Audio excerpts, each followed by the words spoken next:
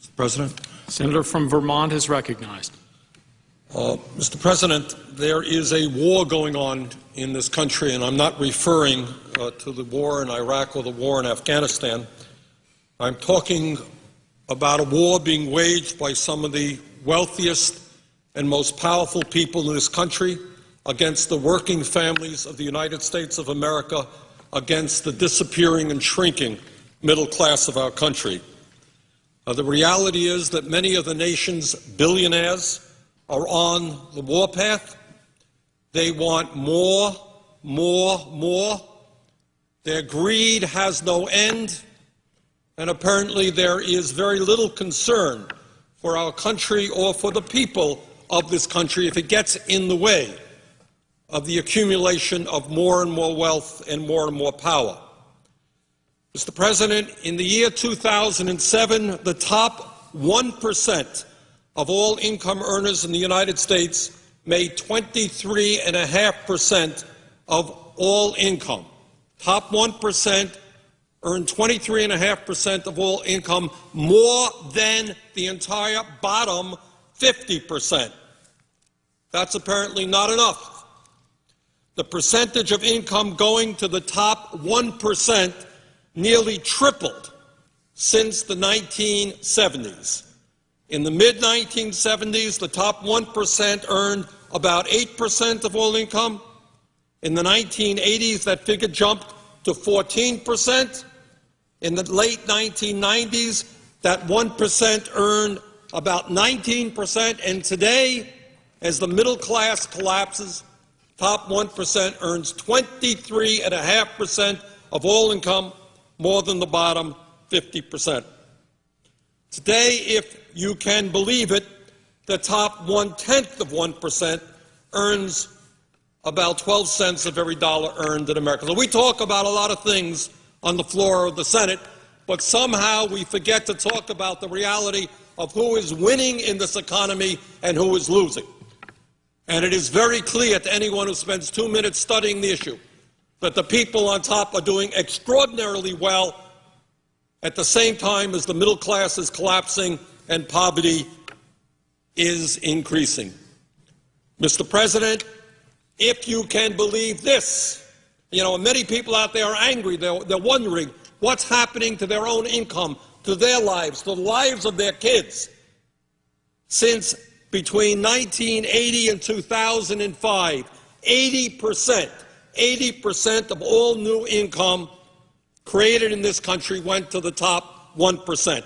80% of all new income. And that's why people are wondering and asking, what's going on in my life? How come I'm working longer hours for lower wages? How come I'm worrying about whether my kids will have as good a standard of living as I've had? From 1980 to 2005, 80% of all income went to the top 1%. Today, the Wall Street executives, the crooks on Wall Street, whose actions resulted in the severe recession that we are in right now, the people whose actions, illegal actions, reckless actions, have resulted in millions of Americans losing their jobs, their homes, their savings. Guess what? After we bail them out, the CEOs today are now earning more money than they did before the bailout. Mr. President, while the middle class in this country collapses and the rich become much richer, the United States now has by far the most unequal distribution of income and wealth of any major country on earth. When we were in school, we used to read the textbooks which talked about the banana republics in Latin America. We used to read the books about countries in which a handful of people owned and controlled most of the wealth of those countries. Well, guess what? That's exactly what is happening in the United States today. Mr. President, the wealthiest people in this country, not all of them, by the way, not all of them. There are many wealthy people in this country who understand and are proud to be Americans, who understand that one of the things that's important is that all of us do well. But there are, on the other hand, many others whose apparently only concern is more and more wealth and more power for themselves. And this is an issue, this greed is an issue that we have got to deal with. Now, in the midst of all of this, growing income and wealth inequality in this country, we are now faced with the issue of what we do with the Bush tax cuts of 2001 and 2003. And if you can believe it, we have people here, many of my Republican colleagues, who tell us, oh, I am so concerned about our record-breaking deficit. I am terribly concerned about a $13.7 trillion national debt, terribly concerned about the debt that we're going to be leaving to our kids and our grandchildren. But wait a minute, it's very important that we give over a 10-year period $700 billion in tax breaks to the top 2%. Oh, yeah, we're concerned about the debt, we're concerned about the deficit, but we are more concerned that millionaires, people who earn at least $1 million a year or more, get on average $100,000 a year in tax breaks. So you got a $13.7 trillion national debt growing. You've got growing income inequality, top 1% earning more income than the bottom 50%. But the highest priority of many of my Republican colleagues is to make sure that millionaires and billionaires get more tax breaks. I think that that is absurd. But it is not only income tax rates that we're dealing with. It is the estate tax as well. And let's be clear, while some of my friends want to eliminate completely the estate tax, which has been in existence in this country since 1916, let us be clear that every nickel of benefit, all of those benefits, will go to the top 0.3%. And if we did, as some of my friends would like, eliminate the estate tax completely, it would cost us $1 trillion in revenue over a 10-year period, all of the benefits going to the top 0.3%. So I am sure that in a little while my friends are going to come down to the floor and say, we're very concerned about the deficit, we're very concerned about the national debt, but you know what we're more concerned about? Giving huge tax breaks to the wealthiest people in this country. But, Mr. President, the tax issue is just one part of what some of our wealthy friends want to see happen in this country. The reality is that many of these folks want to bring the United States back to where we were in the 1920s. And they want to do their best to eliminate all traces of social legislation which working families fought tooth and nail to develop to bring a modicum of stability and security to their lives.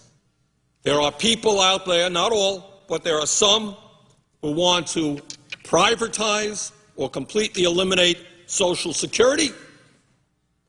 They want to privatize or cut back substantially on Medicare. Yeah, if you're 75 years of age and you have no money, good luck to you getting your health insurance at an affordable cost from a private insurance company. I am just sure there are all kinds of private insurance companies out there just delighted to take care of low-income seniors who are struggling with cancer or another disease. Mr. President, furthermore, there are corporate leaders out there and many members of Congress who not only want to continue, they want to expand our disastrous trade policies. My wife and I went shopping the other day, started our Christmas shopping. And we looked and virtually every product that was out there in the store, consumer products, was China, China, and China. We seem to be a country in which we have a 51st state named China, which is producing virtually all of the products that we as Americans consume.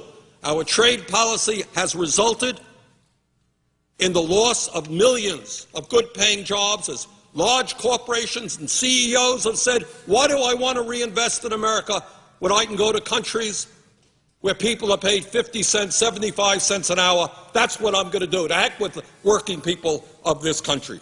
So not only are we saddled with this disastrous trade policy? There are people who actually want to expand it. Now, one of the things that we're going to see going on is that while we struggle with a record-breaking deficit and a large national debt caused by the wars in Iraq and Afghanistan, caused by tax breaks for the wealthy, caused by an unpaid-for Medicare Part D prescription drug program, caused by the Wall Street bailout, driving up the deficit, driving up the national debt. Then some people can say, oh, my goodness, we got all of those expenses, and then we got to give tax breaks to millionaires and billionaires, but we want to balance the budget. Gee, how are we going to do that? Well, obviously, we know how they're going to do that. We're going to cut back on health care. We're going to cut back on education. We're going to cut back on child care. We're going to cut back on Pell programs. We just don't have enough money for working families and their needs. We're going to cut back on food stamps. We're surely not going to expand unemployment compensation. We got a higher priority, Mr. President. We have got to give tax breaks to billionaires. I mean, that's what this whole place is about, isn't it? They fund the campaigns. They get what's due them. Mr. President, amazingly enough, we have our friends on Wall Street, the CEOs of the large financial institutions. They want to rescind or slow down many of the provisions, the very modest provisions in the financial reform bill. I voted for the financial reform bill, but I will tell you clearly it did not go anywhere near far enough, but it went too far for our Wall Street friends and their lobbyists who are all over here. And for the hundreds of millions of dollars Wall Street spends on this place, they want to rescind, slow down some of the reforms there. These people want to cut back on the powers of the EPA and the Department of Energy so that ExxonMobil can remain the most profitable corporation in world history, while oil and coal companies continue to pollute our air and our water. Last year, ExxonMobil made $19 billion in profit. Guess what? They paid zero in taxes. They got a $156 million refund from the IRS. I guess that's not good enough. We've got to give the oil companies even more tax breaks. So, Mr. President, I think that's where we are. We've got to own up to it. There is a war going on. The middle class is struggling for existence, and they're taking on some of the wealthiest and most powerful forces in the world whose greed has no end. And if we don't begin to stand together and start representing those families, there will not be a middle class in this country. Mr. President, with that, I would yield the floor. President. Senator from